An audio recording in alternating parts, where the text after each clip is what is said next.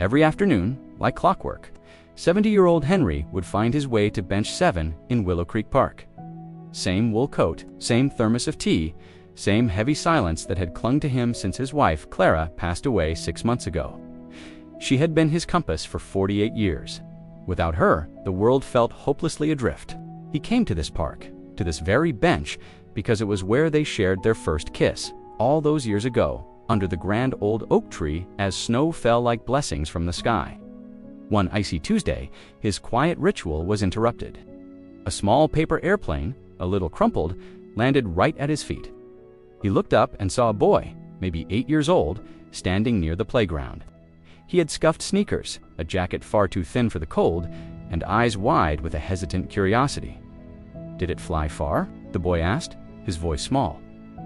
Henry picked up the plane. Scrawled on its wing in crayon were the words, "To someone who needs hope." For a moment, Henry considered just handing it back.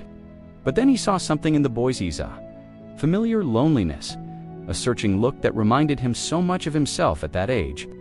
"It flew all the way from Courage," Henry said, his voice a bit rough from disuse as he gently folded the paper. "That's pretty far." The boy's face brightened, and he came to sit beside Henry on the bench. "I'm Leo," he said. "My dad's in the hospital, Mom works double shifts. I come here so she doesn't have to worry about me." Henry simply nodded. "I come here to remember my wife," he replied. They didn't dwell on their pain. Instead, they talked about paper. They talked about how to make wings stay stiff, how to get the perfect nose fold, and which trees were the best at catching wayward planes. Day after day, Leo returned to bench 7. They started building a whole fleet of airplanes from whatever they could find: old newspapers, forgotten grocery lists, and even Henry's unused crossword puzzles. The park became their workshop, the sky their canvas. One afternoon, as they prepared a new plane for launch, Leo asked quietly, "Do you think she can see us from heaven?"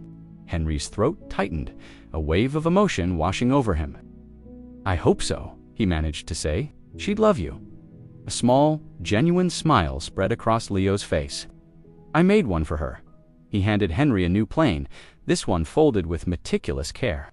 Its edges were crisp, its wings wide and steady. On the side, written in careful letters, were the words, "For Clara." And that's when Henry finally cried. He cried not just for the loss of Clara, but for this little boy who had somehow, unknowingly, given him a reason to look up at the sky again. Weeks turned into a month, and Henry walked into Leo's school with a shoebox overflowing with colorful paper. He started a Sky Letters Club, teaching kids how to fold their own messages of hope for sick parents, lonely grandparents, or heroes serving far from home. Soon after, Leo's dad recovered. On his first day back at the park, he found Henry and Leo launching a vibrant yellow plane together. He walked over, his voice thick with emotion. "You're good with him," the man said. "Thank you." Henry just nodded, a gentle smile on his face. "He's good with me too." Now, every winter afternoon, bench 7 holds 2 figures, an old man and a young boy. They sit side by side, folding paper, laughing, and sending love into the wind. And sometimes, when the light hits the old oak tree just right, Henry swears he can see Clara's smile, watching as another airplane soars toward the sun. Because grief never truly disappears. But neither does love.